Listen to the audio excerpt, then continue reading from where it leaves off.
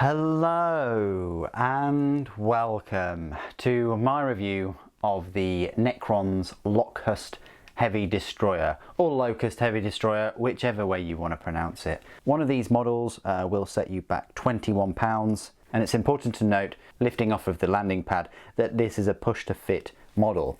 There's no need for glue, although I would always strongly suggest you secure it with the glue. It's a fantastic looking model.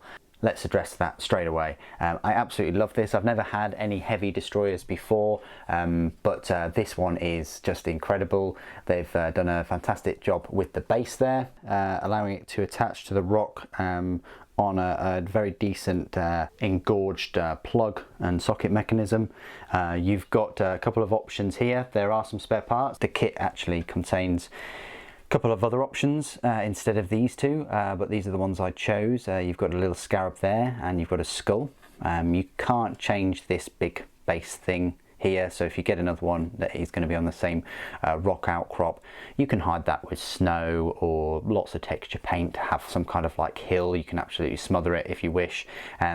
It may well be better to sub-assembly this and not glue it into that base and leave it off so that you can paint all the lovely detail underneath there. The weapon itself is absolutely incredible. It looks huge, it's incredibly powerful. You've got an alternative weapon option too. You've got an alternative head option. We'll go through them in a bit of a moment, but yeah, loads of detail, really impressive kit. Decent price point at £21. I think that's quite reasonable. I would have liked to have seen more different base options. I'm pleased that they went for this stand. Maybe if GW brought out a pack of 3, that would be cool as well. One of the main questions I get from people is how easy it is to hot swap this main weapon.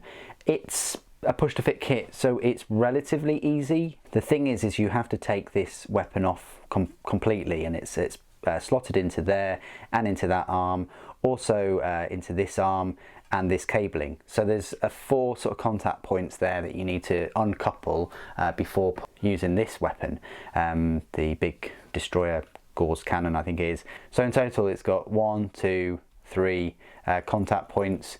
It won't be using this cabling, so you might as well just glue it onto the weapon itself and then slot it into the back there when you hot swap them. But it is possible to do that. You don't even need magnetisation.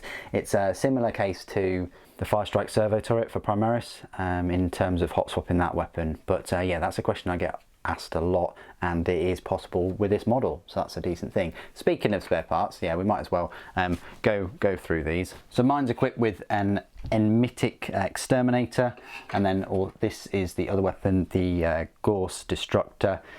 This is the better anti-armor weapon because it's a strength 10 weapon. We'll go through the rules in a moment, but the Enmitic exterminator could potentially have up to 9 shots there and is a blast weapon. This is the alternate head that you receive right here, if you can have a look at that. And maybe we should show the heads side by side to see which one you like the most. They're both pretty decent, and I definitely opt for the alternate head in the next build, but they're pretty awesome heads. You also get a couple of extra scenery pieces that can plug into the base. This one, which is just a little pebble rock, and this is just a piece of sort of reinforced concrete, I guess, or ferrocrete, whatever you want to call it. Okay, let's go through some size comparisons then with some Necron models. Here is just a normal Necron warrior right there, so absolutely dwarfs one of those, next to a destroyer, and then next to the destroyer lord. So I'd say it's kind of similar to a destroyer, but on the destroyer lord's base. So similar sort of size to that model. Next to the brand new Stalker. Of course, the Stalker's on a much bigger base. It's a much bigger model, like vertically. It's a lot taller. So there you go. That's a bit of a look of it compared to the other Necron models. And finally, the last size comparison I like to make is just with the Imperium. So we've got the Primaris on the right, that's the Legacy Space Marine on the left, and then Sly Marbo smack bang in the middle. Yeah, he's going to dwarf a load of Primaris. He's much bulkier, especially if you get like If you're able to get like 3 or 6 of these things, yeah, they're going to take up a fair bit of space in a short while, but the weapons are truly devastating. Okay, so you've hovered into my part of the review where I will go through all of the rules for the Lockhust Heavy Destroyer. You'll find it in the heavy support section of your brand new codex. It's a power points cost of 4 and a points cost of 70 per model. If this unit contains 2 models, it has a power rating of 8. If this unit contains 3 models, it has a power rating of 12. Every model is equipped with a Gorse Destructor. So there you go. You can have up to 3 in one heavy support choice. The profile for the Lockhust Heavy Destroyer reads: it's a movement of 8 inches, a weapon skill 3+, ballistic skill 3+, strength 4, toughness 5, 4 wounds, 2 attacks, leadership 10, and a save of 3+. How does that compare to a normal Lockhust Destroyer Super? Well, the Heavy Destroyer has 1 extra wound at 4, and that's about it. Everything else is the same, except the normal destroyers are all equipped with Gorse cannons, but you can get a Heavy Destroyer in one of those units. I'm not a huge fan of the destroyer models. I wish that they would have renewed them with these heavy destroyers. So what do these amazing weapons do? Well, the Enmitic Exterminator is a range 36 inch, heavy 3d3, strength 7, AP -1 and damage 1, and it's a blast. So you can have up to 9 shots there with that weapon. The 36 inch range is decent.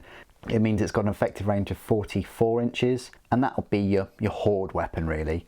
The Gorse Destructor, on the other hand, is a 36 inch range, heavy 1, strength 10, AP -4 and damage D3. Now, you know, the ballistic skill is, I say, only 3+, it's not 2+ or anything like that. So there is a bit of a gamble that strength 10 weapon won't even hit, but if it does, it has the potential of up to damage 9. Abilities: Living Metal, Reanimation Protocols, Command Protocols. Reports to platform: models in this unit do not suffer the penalty to hit rolls incurred for firing heavy weapons in the same turn that their unit has moved. That's fantastic. That means that this thing can whiz about the battlefield at movement 8 inches and still let off those heavy shots. Hardwired for destruction. Each time a model in this unit makes an attack, re-roll a hit roll of 1. So that's an attack. If you've got these in close combat, you've done something wrong.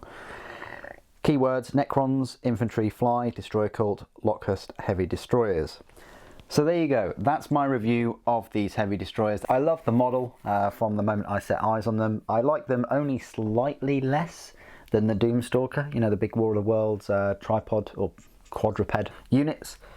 But still, I'm still a big fan of this one. And the kit was a nice kit to build and had a few options, so I wouldn't hesitate to go out and buy another one to keep him company.